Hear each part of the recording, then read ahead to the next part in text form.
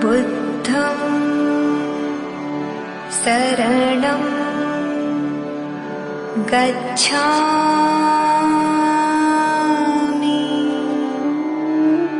जय भीम दोस्तों, मैं रजत मौर्य आप सभी का स्वागत करता हूं बहुजन साहित्य के इस विशेष कार्यक्रम किताब पर चर्चा में। किताब पर चर्चा के इस एपिसोड में हमारे साथ मौजूद हैं प्रोफेसर लक्ष्मण यादव, जो पेशे से दिल्ली विश्वविद्यालय में प्रोफेसर हैं, सामाजिक चिंतक हैं, सामाजिक मुद्दों पर अपनी राय बेबाकी से रखते रहते हैं। प्रोफेसर लक्ष्मण यादव जी के साथ आज हम चर्चा करेंगे एक बहुत ही महत्वपूर्ण किताब, मंडल कमीशन राष्ट्र निर्माण की सबसे बड़ी पहल, इस किताब के ऊपर।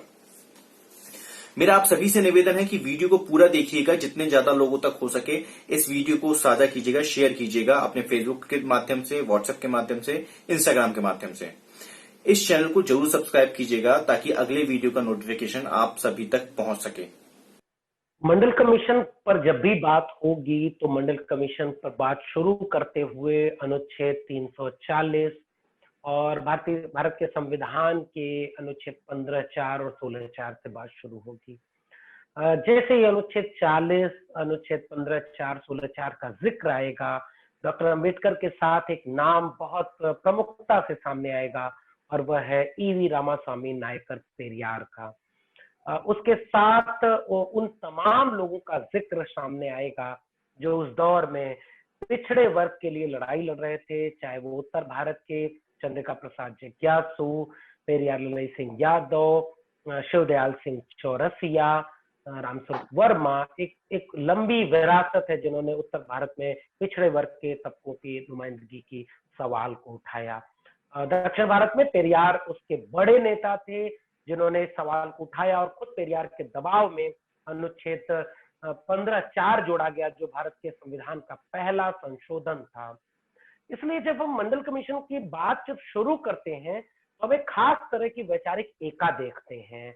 वह वैचारिक एका जो डॉक्टर अंबेडकर के साथ पेरियार को खड़ी करती है और अंबेडकर और पेरियार के साथ उत्तर भारत के तमाम बड़े नायकों, चंद्रिका प्रसाद जिज्ञासु, पेरियार ललई सिंह यादव, रामस्वरूप वर्मा और शिवदयाल सिंह चौरसिया से होते हुए डॉक्टर राम मनोहर लोहिया तक जाती है।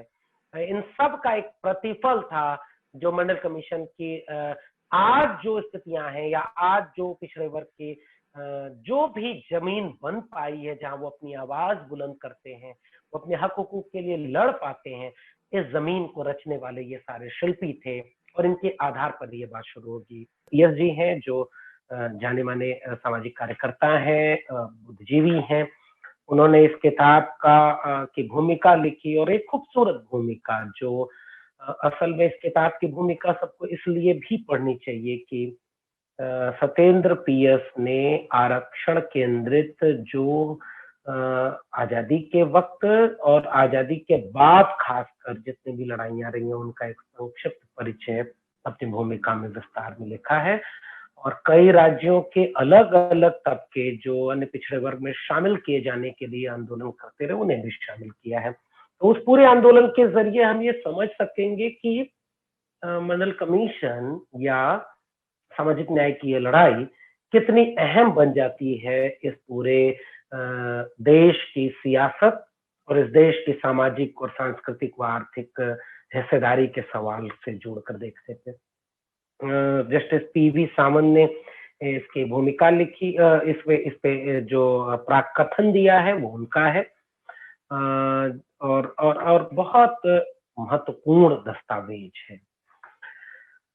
दस्तावेज पर बात करने से पहले इस बात का श्रेय संविधान सभा की उस समिति को भी और खासकर डॉक्टर अंबेडकर, ईवी रामास्वामी पेरियार और उत्तर प्रदेश में अन्य पिछड़े वर्ग के लिए काम कर रहे तमाम लोगों, जिसमें चंद्रिका प्रसाद जिज्ञासु, पेरियार ललई सिंह यादव, रामस्वरूप वर्मा और तमाम लोग, शिवदयाल सिंह चौरसिया, इन लोगों का नाम भी लेना जरूरी है क्योंकि इन सब के जरिए खासकर ईवी रामास्वामी पेरियार, जिन्होंने दक्षिण भारत में जस्टिस पार्टी और उसके बाद द्रविड़ कड़गम के बैनर तले पिछड़े तबके की राजनीतिक हिस्सेदारी को, पिछड़े तबके के सामाजिक संघर्ष को, हिस्सेदारी के सवाल को, हक हुकूक के सवाल को बहुत मुखरता से उठाया। इन सब का एक समय के दबाव कह लें, डॉक्टर अंबेडकर की अपनी भूमिका भी इसमें जाहिर होती है कि वह संविधान सभा में अनुच्छेद 340 के रूप में दर्ज हो पाता है और अनुच्छेद 340 के आधार पर ही यह प्रावधान किया गया था कि आजाद भारत में अन्य पिछड़ी जातियां जो दलित और आदिवासी जातियों के अलहदा एक समूह है, जिनकी जिनकी जिनका पिछड़ापन दरअसल सामाजिक और शैक्षणिक आधार पर देखा जाएगा, उनके लिए आयोग बनाया जाएगा और आयोग के अनुशंसा पर उनको विशेष प्रावधान दिए जाएंगे जिससे वो मुख्यधारा में शामिल हो सके और हक हुकूक की सुनिश्चित किया जा सके। तो अनुच्छेद 340 अगर न होता तो काका कालेलकर कमीशन, जिसे पहला राष्ट्रीय पिछड़ा वर्ग आयोग कहते हैं, वो भी न बनता और मंडल कमीशन भी न बन पाता। दूसरा श्रेय मैं बातचीत की शुरुआत में फिर से पेरियार को देना चाहूंगा और दक्षिण भारत की उस राजनीति को देना चाहूंगा जिसने संविधान लागू होने के तुरंत बाद इतना बड़ा जनदबाव पैदा किया अपने आंदोलन और अपने वक्तव्यों के जरिए कि पहला संविधान संशोधन किया गया जिसमें अनुच्छेद 15(4) अनुच्छेद 16(4) जोड़े गए और इन दोनों संविधान संशोधनों के जरिए पिछड़े वर्ग के जो राजनीतिक लड़ाई थी, संवैधानिक लड़ाई थी, वो मुकम्मल हो पाई। यानी आपको उस दस्तावेज में जगह मिली कि आप अपने हक हुकूक की लड़ाई लड़ सकें, क्योंकि हम जानते हैं कि दलित तबके और आदिवासी तबके के लिए अंग्रेजों के जमाने से ही 1931 में आखिरी जनगणना हुई, उस जमाने से ही शेड्यूल्ड बन गई थी। यानी उन्हीं के आधार पर तो कहा गया शेड्यूल्ड कास्ट और शेड्यूल्ड ट्राइब। अन्य पिछड़े वर्ग में आती कौन सी जातियां हैं, कौन सी जातियां अन्य पिछड़ा वर्ग कही जाएंगी, ये पता ही नहीं था। तो इस आयोग की ये भूमिका थी। वहां से इतिहास शुरू होता है। बहुत विस्तार में जाने की बजाय, चूंकि मुझे लगता है इतिहास की बजाय हमें उन प्रावधानों पर ज्यादा वक्त देना चाहिए जो आज की सियासत और उन सब पर असर डालते हैं, इसलिए बहुत संक्षेप में चंद बातें काका कालेलकर कमीशन की जो बहुत जरूरी है समझना। पहला काका कालेलकर कमीशन बनता है और काका कालेलकर कमीशन में काका कालेलकर के अध्यक्षता में यह पूरा प्रावधान बनता है। लेकिन उस प्रावधान की सबसे प्रश्नांकित करने वाली, सबसे दिक्कत तलब बात क्या थी पता है? कि उन्होंने किसी तरह से आरक्षण की प्रावधान को मान तो लिया, लेकिन उन्होंने खुद ही यह रिकमेंडेशन कर दी कि आरक्षण जाति के आधार पर नहीं देना चाहिए इन पिछड़ी जातियों को। काका कालेलकर कमीशन में कुछ अहम सवाल थे, लेकिन सबसे दिक्कत तलब सवाल ये था कि पिछड़ेपन का आधार आर्थिक माना गया था। इस सवाल को बताना इसलिए जरूरी है क्योंकि इसी के आधार पर आप मंडल कमीशन की जो रिकमेंडेशन है, यानी मंडल कमीशन की जो अनुशंसाएं हैं, इसकी अहमियत को समझेंगे और वो अहमियत जुड़ती है सीधे इंदिरा साहनी मुकदमे से। उस मुकदमे में फिर से ये कहा गया कि आरक्षण जाति के आधार पर नहीं देना चाहिए और तमाम तरह के प्रावधान, पिछड़ेपन का आधार जाति नहीं हो सकता। तो सबसे पहली बात काका कालेलकर कमीशन और मंडल कमीशन को जोड़ते हुए आपके दर्शकों से मैं ये अपील करते हुए कहूंगा कि मंडल कमीशन की इस किताब को, इस रिपोर्ट को इसलिए भी पढ़ा जाना चाहिए क्योंकि इस किताब में, उस रिपोर्ट में विस्तार से वे सारे प्रावधान बताए गए हैं कि किस तरह से इन्होंने सैंपलिंग की है, कितने तरह की प्रश्नावलियां बनाई थी, कितने जगह जिलों में सेमिनार किए। इनका डेटा सैंपल इतना बड़ा है, इतना विस्तृत है और डाइवर्स है। एजुकेशनिस्ट से अलग फीडबैक लिया गया, सोशल मूवमेंट करने वालों से अलग, पॉलिटिशियन से अलग, इंटेलेक्चुअल से अलग, गांवों में, कस्बों में, हर जगह से डेटा सैंपलिंग की गई।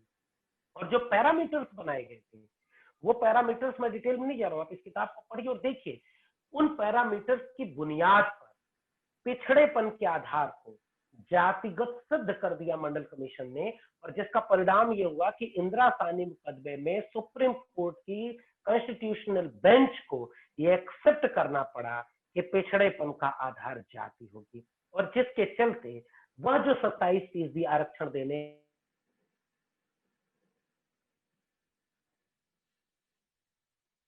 नहीं थी। तो ये एक महत्वपूर्ण बात थी। दूसरी बात ये कि 3743 जातियां 3743 जातियों को पिछड़ी जाति के सूची में शामिल किया मंडल कमीशन में, और उसके बाद इसमें तमाम तरह की रिकमेंडेशन दी गई। इंदिरा साहनी जजमेंट की बात हो रही है तो एक बात कह करके वो बात पूरी कर लेते हैं। इंदिरा साहनी जजमेंट में यह तो मान लिया गया कि पिछड़ेपन का आधार जाति है और उसके आधार पर 27% ओबीसी रिजर्वेशन लागू हो गया, लेकिन उसमें एक बड़ा पैरों में बेड़ी बांधने वाला प्रावधान क्रीमी लेयर का डाल दिया गया। क्रीमी लेयर का प्रावधान बेहद दिक्कत तलब है। उसकी सामाजिक, सांस्कृतिक और आर्थिक जो तर्क प्रक्रिया है वह बहुत दिक्कत तलब है। मसलन अगर आप किसी समाज में यह तय कर दे रहे हैं कि वह आर्थिक आधार पर ज्यादा सक्षम इसलिए आरक्षण नहीं मिलेगा, तो वे जो आर्थिक आधार तय करने की कसौटियां थी वे बहुत दिक्कत तलब थी। उन कसौटियों का दुरुपयोग बाद में किया गया और वर्तमान में सबसे बड़ा संकट उसी क्रीमी लेयर के प्रावधान में छेड़खानी के साथ खड़ा किया गया है कि अब उसकी सीमा 8 लाख से 12 लाख तो की जा रही है, और आपको देखने में लगेगा कि ज्यादा लोग ओबीसी के आएंगे, लेकिन उसमें पर्सनल इनकम, कृषि से आय और तमाम तरह की संपत्ति, निजी संपत्ति, सब कुछ ऐसा जोड़ दिया जाएगा कि फिर ओबीसी में कैपेबल और ओबीसी के लिए एलिजिबल लोग ही नहीं मिलेंगे। तो यही क्रीमी लेयर जो इंदिरा ये सबसे बड़ा नासूर बन चुका है। और सामाजिक और सांस्कृतिक खामियाजा उस समाज का एक बहुत बड़ा तबका जो आरक्षण से लाभ तो लिया, लेकिन क्रीमी लेयर में आने के बाद वह इस समाज से ही दूर हो गया और उसको लगा कि हमारे बच्चों को तो मिलेगा नहीं। तो वो जो सामाजिक और सांस्कृतिक जिम्मेदारी थी वह नहीं निभाई गई, जिसका खामियाजा पूरे पिछड़े वर्ग के समाज को अपनाने पड़ा। तो ये रही एक बुनियादी बात जो मैंने बात कह दी।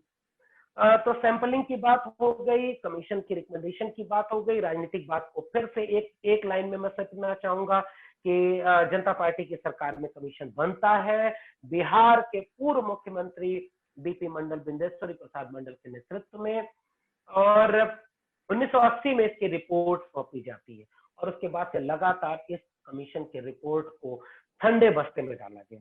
कांग्रेस की सरकार रही और लगातार ये आंदोलन करने पड़े कि मंडल कमीशन की रिपोर्ट लागू की जाए। उन आंदोलनों में हम लोग माननीय कांशी राम का जिक्र बार बार और पूरे एहतराम के साथ करेंगे, जिन्होंने यह नारा भी दिया कि मंडल कमीशन लागू करो वरना कुर्सी खाली करो। माननीय कांशी राम ने तमाम रैलियां की और जो बहुजन कॉन्सेप्ट लेकर शुरुआती दौर में माननीय कांशी राम चले थे 85% बहुजन की, उसमें जो 52% आबादी, और इस कमीशन की रिपोर्ट भी कहती है कि उनकी आबादी 52% है, उनकी हक हुकूक के लिए माननीय कांशी राम का नाम लिया जाएगा। बाद में शरद यादव का नाम लिया जाता है, लालू प्रसाद यादव, मुलायम सिंह यादव और रामविलास पासवान, जो जब मंडल कमीशन की रिपोर्ट लागू करने की लड़ाई में शामिल रहे। लेकिन इन सब के बावजूद एक बात और बहुत गंभीरता से मैं हर जगह कहता हूं कि दक्षिण भारत, पेरियार की जमीन, जहां पर द्रविड़ मुनेत्र कड़गम ने 1980 के बाद से लगातार कई आंदोलन किए कि मंडल कमीशन की रिपोर्ट लागू करनी चाहिए।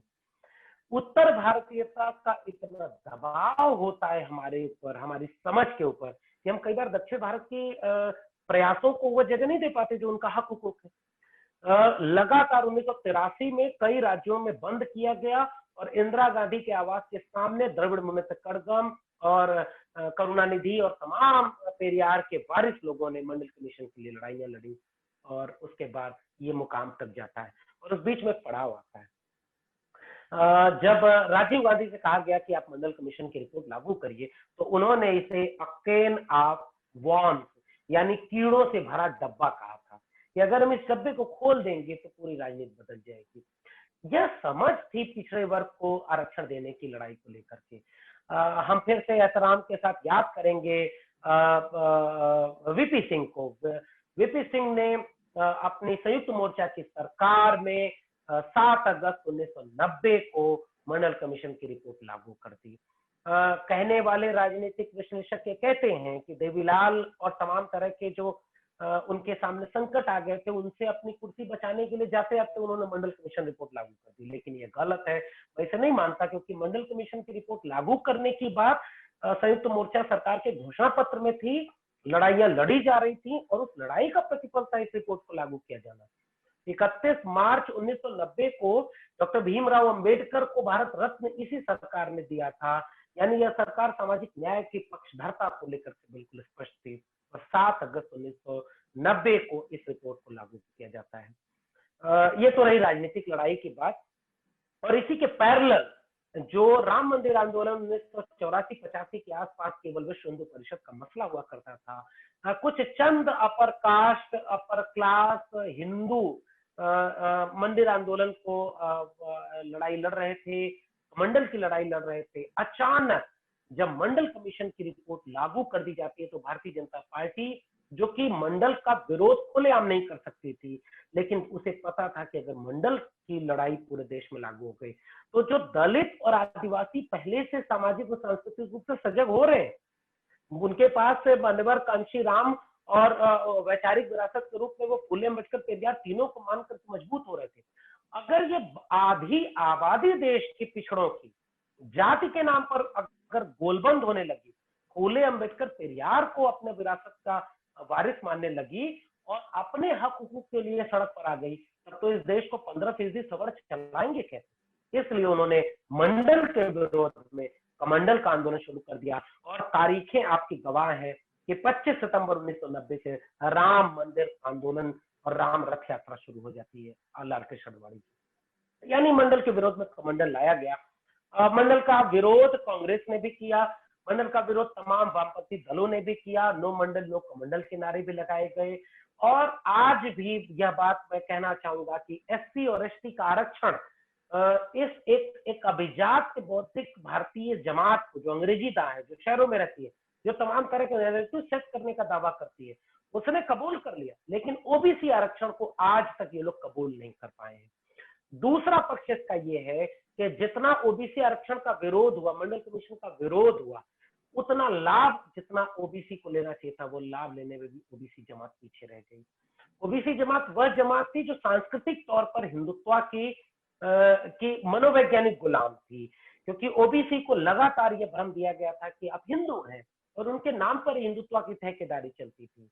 तो मंडल की बहुत बड़ी भूमिका इस बात में होनी थी कि वो लोग जो सांप्रदायिकता की आग की तरफ जा रहे थे, वो लोग अपने हकूक की तरफ लौटे। अगर ये लौट जाते तो पूरी राजनीति बदल जाती, इसलिए मंडल के खिलाफ कमंडल आया और पूरा देश एक सांप्रदायिकता की आग में झोंक गया। अब आइए उन सवालों पर आते हैं। इससे पहले कि आप कोई सवाल करें, मैं वो बात भी कह देना चाहता हूं कि इसका विरोध क्यों हो रहा था, क्यों मंडल कमीशन की रिपोर्ट उस अपर कास्ट अपर क्लास हिंदू पुरुषों को चुभने लगी कि वो इसके विरोध में कमंडल ले आए और सांप्रदायिकता की आग में पूरे देश को झोंक दिए। उसका वजह यह है मंडल कमीशन की 40 अनुशंसाएं, और उन 40 अनुशंसाओं में से 7 अगस्त 1990 को जो प्रेस नोट जारी किया गया, 9 अगस्त को लागू किया गया, 13 अगस्त को जो उसका गजट नोटिफिकेशन हुआ, 15 अगस्त 1990 को लाल किले की प्राचीर से वीपी सिंह ने इसकी घोषणा की। उसमें 40 अनुशंसाएं थी, जिनमें से केवल 2 अनुशंसाएं लागू हुई। पहली, एजुकेशन सर्विस मतलब पब्लिक एजुकेशन में रिजर्वेशन, और दूसरा पब्लिक सेक्टर की जॉब यानी सरकारी नौकरियों में रिजर्वेशन। इसके अलावा 38 अनुशंसाएं नहीं लागू हुई। उससे पहले मैं एक बात, जो इसका 13वां अध्याय है, जो सिफारिशों का अध्याय है, इस अध्याय का पहला बिंदु पढ़ना चाहता हूं, जो साफ तौर पर कहता है कि अन्य पिछड़े वर्ग की 3743 जातियों की कुल आबादी 52% है, और मंडल कमीशन की अनुशंसा कहती है कि इन 52% लोगों को 52% आरक्षण दिया जाना चाहिए। लेकिन सुप्रीम कोर्ट की अपर लिमिट के चलते हम 50% से ज्यादा आरक्षण पूरा नहीं दे सकते, इसलिए 22.5% एससी और एसटी रिजर्वेशन के बाद 27% आरक्षण ओबीसी को देते हैं। आज यह लड़ाई इस बात पर लड़ी जानी चाहिए कि जब ईडब्ल्यूएस आरक्षण, जो संविधान की मूल भावना की हत्या करते हुए लाया गया है, वो अपर लिमिट तो क्रॉस होगी 50% आरक्षण की, तो पहली लड़ाई सामाजिक न्याय की होनी चाहिए कि 52% आबादी को 52% आरक्षण मिले। और आबादी कितनी है इसको जाति जनगणना से गिन लीजिए, और मंडल कमीशन की रिपोर्ट उसको कहती है कि जितनी आबादी उतना आरक्षण। यह अनुशंसा लागू नहीं है। इसके बाद बहुत सरसरी तौर पर उन अनुशंसाओं की बात कर देता हूं जो लागू नहीं की गई, जो लड़ाई अधूरी है, और अगर ये लागू हो जाए तो इस देश का काया पलट हो जाए। पहला, प्राइवेट सेक्टर में रिजर्वेशन। मंडल कमीशन की अनुशंसाएं कहती हैं कि अगर इस देश के किसी भी सेक्टर में 1 रुपए भी सरकारी पूंजी का इस्तेमाल हुआ है, प्रत्यक्ष अप्रत्यक्ष, वह निजी क्षेत्र नहीं रह जाता। इसलिए किसी भी क्षेत्र में आरक्षण दिया जाना, हर क्षेत्र में आरक्षण दिया जाना चाहिए, और निजी क्षेत्र में आरक्षण का प्रावधान मंडल कमीशन की रिपोर्ट पॉइंट 13.13 में पहली चीज है। दूसरा, प्रमोशन कोटे में रिजर्वेशन, और तीसरा, लैंड रिफॉर्म। चौथा, किसान सहकारी समितियां, वित्तीय निगमों की स्थापना, शैक्षणिक सुधार, हर जिले में एक सरकारी हॉस्टल होगा ओबीसी के लिए, हर जिले में विशेष कोचिंग होगी हर सेक्टर के लिए, हर जिले में प्रौढ़ शिक्षा, आवासीय स्कूल, और इन सारी चीजों के जरिए आमूल चूल बदलाव एजुकेशन रिफॉर्म। तो एजुकेशन रिफॉर्म लागू नहीं हुआ, लैंड रिफॉर्म लागू नहीं हुआ, और इसमें बाकायदे ये बताया गया कि कितनी जातियां ओबीसी की ऐसी हैं जिनके पास बिल्कुल जमीनें नहीं है। वो जमीनें क्यों नहीं लागू होंगी, वो जमीनें उनको मिलनी चाहिए। वो चीज, इकोनॉमिक रिफॉर्म, छोटे हस्तशिल्प कुटीर उद्योगों का संरक्षण किया जाएगा, केंद्र और राज्य बजट देंगे, और उन जातियों को यह बजट दिया जाएगा जो पूंजीवाद और निजीकरण के आने की वजह से जो हस्तशिल्प और कुटीर उद्योग बर्बाद हो गए, उन उद्योगों को फिर से मजबूत किया जाएगा। यानी इकोनॉमिक रिफॉर्म वो नहीं अपनाया गया। उसके बाद सीधे सीधे ढांचागत बदलाव की बात मंडल कमीशन की अनुशंसा करती है, और वो कहती है कि आरक्षण तो केवल दर्द निवारक दवा है, बीमारी का इलाज नहीं है। दुर्भाग्य देश का ये है कि सामाजिक न्याय की पूरी लड़ाई को केवल आरक्षण की लड़ाई तक सीमित कर दिया जाता है, और इसमें दोनों तरफ के लोग शामिल हो जाते हैं। ये अनुशंसा लागू की गई। उसके बाद फिर कहा गया उत्पादन संबंधों में बदलाव किया जाएगा, मछुआरा, बंजारा, बांसकोट, खाकवाद जनजातियों को शामिल किया जाएगा और इनके आर्थिक उत्थान की बात की जाएगी। पिछड़ा वर्ग विकास निगमों की स्थापना की जाएगी, सामाजिक और शैक्षणिक आर्थिक निगमों की स्थापना की जाएगी, और उसके बाद तब जाकर के इस सारी अनुशंसाओं को मिलाएंगे तो 40 अनुशंसाएं, जिनमें से केवल 2 लागू हुई। तो ये मेरी शुरुआती बातचीत है रजत, और अब आप अपने सवाल करिए, उसके बाद हम इन बातों को और एक्सप्लेन करेंगे। सर, जैसा कि आपने शुरुआत में बताया कि अंबेडकर का बहुत बड़ा हाथ रहा इन पूरे प्रावधानों में, या ये कहें कि एक जमीन तैयार करने के लिए। पर इस किताब को पढ़ने के दौरान अंबेडकर का सिर्फ 2 जगह जिक्र आता है, वो भी बहुत प्रमुखता से उनके बारे में बात नहीं की जाती। तो उसकी क्या वजह है, या फिर और आप डिटेल में बता पाएंगे कि अंबेडकर का ओबीसी आरक्षण की जमीन तैयार करने में और क्या-क्या महत्वपूर्ण योगदान रहे? देखिए, जब भी हम किसी बड़े विचारक की बात करते हैं तो हम जानते हैं कि चाहे वो फूले हों, पेरियार हों, डॉक्टर अम्बेडकर हों, डॉक्टर राम मनोहर लोहिया हों, इन सबकी जितने भी विचार हैं, इनमें कहीं कहीं आपको मिलेगा कि आज आप उनसे सहमत नहीं हो पाएंगे, और एक तार्किक बौद्धिक समाज की यह जरूरत होती है। और खुद डॉक्टर अम्बेडकर व्यक्ति पूजा के विरोधी थे। वो तो इंडिविजुअल लोगों को कभी ये नहीं मानते थे कि वो देवता और महात्मा बनाया जाना चाहिए। डॉक्टर अम्बेडकर ने तो मुखर विरोध किया वो अपने जमाने के महात्मा लोगों की। इसलिए कई जगह पर इस तरह के अंतर विरोध देखने को मिल सकते हैं। डॉक्टर अम्बेडकर आदिवासियों को आरक्षण दिए जाने पर क्या राय रखते थे, डॉक्टर अम्बेडकर ओबीसी को आरक्षण दिए जाने पर क्या राय रखते थे, शायद इस बात से आप सहमत नहीं हो सकते कि हाँ, डॉक्टर अम्बेडकर शुरुआती दौर में इन चीजों को लेकर के थोड़े असहज थे। लेकिन जो सवर्ण बौद्धिक तबका करता है ना कि वो ओबीसी आरक्षण के विरोधी थे, मैं इससे बहुत सहमत नहीं हो पाता हूँ। डॉक्टर अम्बेडकर कहीं ओबीसी आरक्षण के विरोधी मुझे नहीं दिखते। इवन आदिवासी आरक्षण के उस अर्थ में विरोधी नहीं दिखते जो आरएसएस वाले अपने तर्क, जो घोर आरक्षण विरोधी लोग हैं वो लोग हमको समझाते हैं कि देखो डॉक्टर अम्बेडकर आदिवासी और पिछड़ों के विरोधी थे। अरे भाई, तुमसे हमें अम्बेडकर को नहीं सीखना। नंबर 1, हमें अपनी पर्सनालिटी को समझना है। जो डॉक्टर अम्बेडकर अपने 3 गुरुओं में से ज्योतिबा फूले, जो ओबीसी जाति के थे, माली जाति के थे, उनको अपना गुरु मानते हैं। पेरियार के साथ डॉक्टर अम्बेडकर का अपना एक वैचारिक रिश्ता बनता है। दोनों एक साथ लड़ने की बात करते हैं और कई बार मिलते हैं और एक रूपरेखा बनाते हैं। इसलिए दोनों में कोई अंतर विरोध नहीं है। डॉक्टर अम्बेडकर के साथ जरा ये देखना चाहिए कि ओबीसी आरक्षण का जब प्रावधान डाला जा रहा था तो संविधान सभा की बहसों में शामिल कितने अपर कास्ट बुद्धिजीवी थे जो इनका मुखर विरोध कर रहे थे और वहां डॉक्टर अम्बेडकर इसका पक्ष ले रहे थे।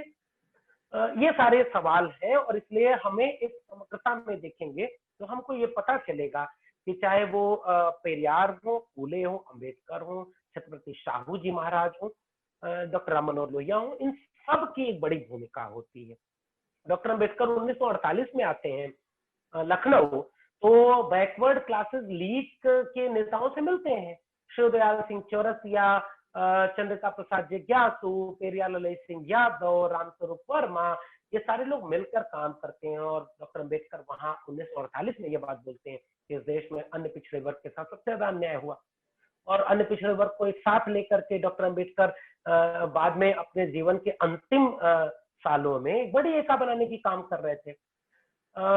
लेकिन यह एक ब्राह्मणवादी बौद्धिक अभिजात की बौद्धिकता थी जिसने ओबीसी के मन में हमेशा एक खाई पैदा की कि वह डॉक्टर अम्बेडकर से दूर रह सकता था। मुझे लगता है कि मंडल कमीशन के रिपोर्ट और मंडल आंदोलन का जो दौर था वह सामाजिक न्याय का एक मुकम्मल दौर होता है जिसमें फिर से हम याद करते हैं कि लोहिया खुद डॉक्टर अम्बेडकर के साथ मिलकर के एक समाजवादी बहुजन वैचारिकी का एक राजनीतिक दल बनाना चाहते थे और एक नई राजनीति शुरू करना चाहते थे। तो जो पेरियार, अम्बेडकर और लोहिया की एका है वो विचारों की एका थी। जैसे हम कई जगह लोहिया से सहमत नहीं है, जैसे हम कहीं कहीं पेरियार से असहज हो जाते हैं, वैसे शायद कहीं डॉक्टर अम्बेडकर का और शायद क्या है वो हम जानते हैं, लेकिन हम जानते हैं कि उन तीनों का स्वप्न एक था। वह स्वप्न था इस देश के वंचित शोषित तबके को उनका हक हुकूक दिलाना। और इसलिए मंडल कमीशन अधूरा होगा डॉक्टर अम्बेडकर के, उतना ही अधूरा होगा डॉक्टर अम्बेडकर के प्रयासों और कांशीराम को और रामविलास पासवान को याद किए बिना। बाकी तो लड़ाई लड़ी है मंडल आंदोलन के 90 के दशक के नेताओं ने और शुरुआती दौर में ईवी रामास्वामी पेरियार और चंद्रिका प्रसाद जिज्ञासु और शिवदयाल सिंह चौरसिया जैसे लोगों ने। तो हमें सबकी भूमिका को रेखांकित करना होगा और आज की नई पीढ़ी रेखांकित कर रही है। हमारे साथ मौजूद थे प्रोफेसर लक्ष्मण यादव। मंडल कमीशन की रिपोर्ट से जुड़े कई मुद्दों के ऊपर उन्होंने अपनी राय रखी है, अपने विचार रखे हैं। आशा करता हूं कि ये पूरा इंटरव्यू आप लोगों को पसंद आया होगा। इस वीडियो का दूसरा भाग बहुत जल्द आप लोगों के साथ साझा किया जाएगा। अगर आपको ये पसंद आया है तो वीडियो को लाइक कीजिएगा, शेयर कीजिएगा, कमेंट कीजिएगा, इस चैनल को जरूर सब्सक्राइब कीजिएगा। अगर आप लोग मुझे कोई किताब डोनेट करना चाहते हैं तो नीचे डिस्क्रिप्शन बॉक्स में मेरा कॉन्टैक्ट नंबर है, आप वहां से नंबर लेके मुझे कॉल कर सकते हैं। मैं रजत मौर्य मिलता हूं आपसे अगले किसी वीडियो में किसी बुद्धिजीवी के साथ या किसी किताब का रिव्यू करते हुए। तब तक अपना और अपनों का ध्यान रखें, पढ़ने की आदत को विकसित करें। जय भीम, जय संविधान, जय भारत, जय जोहार।